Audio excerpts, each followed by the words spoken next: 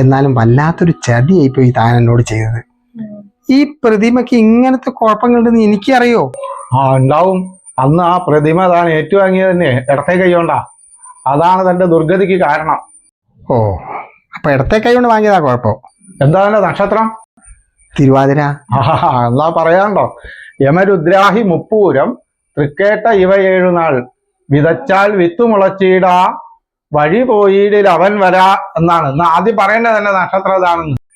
ഈ തിരുവാതിര തീക്കട്ട പോലെ ജ്വലിക്കുന്നല്ലേ പറയാ? അതെ, താൻ ആ വിഗ്രഹം ഇപ്പൊ എവിടെയാ വെച്ചത്? അത് ഞാൻ ഈ സോഫേന്റെ അടിയിലാ വെച്ചത്. കഷ്ടം.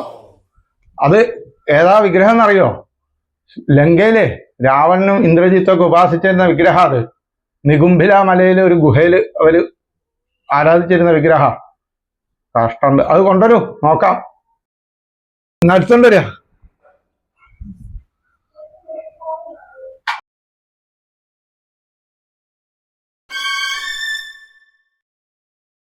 എടോ, ഇത് ആ സോഫേന്റെ അടിയിൽ വെക്കേണ്ട സാധനമല്ല.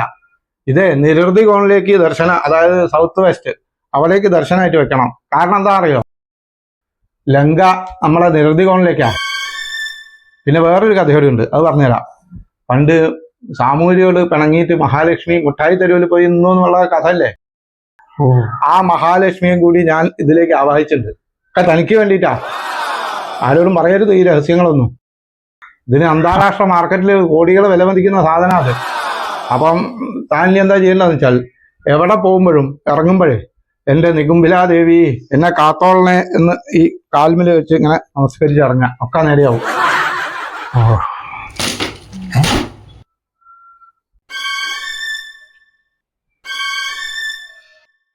അതെ, സത്യം പറഞ്ഞാല് എനിക്കെന്തോ ഈ വിഗ്രഹത്തിനോടൊരു പേടി തോന്നുന്നു. അല്ല, ഇത്രയൊക്കെ ഗുണമുള്ള സാധനം ആയതുകൊണ്ടേ താൻ തന്നെ കയ്യിൽ വെച്ചോളൂ. ഗുണൊക്കെ തനിക്ക് തന്നെ കിട്ടിക്കോട്ടെ. അത് പറ്റില്ല. കാരണം എന്താ അറിയോ? ഞാൻ ഒരു വട്ടം മന്ത്രമൊക്കെ ചൊല്ലി സങ്കല്പങ്ങളൊക്കെ ചൊല്ലിയിട്ട് അതിൽ അവസാനം സമ്പ്രദതേ എന്ന് പറഞ്ഞ് തനിക്ക് തന്നതാണ്.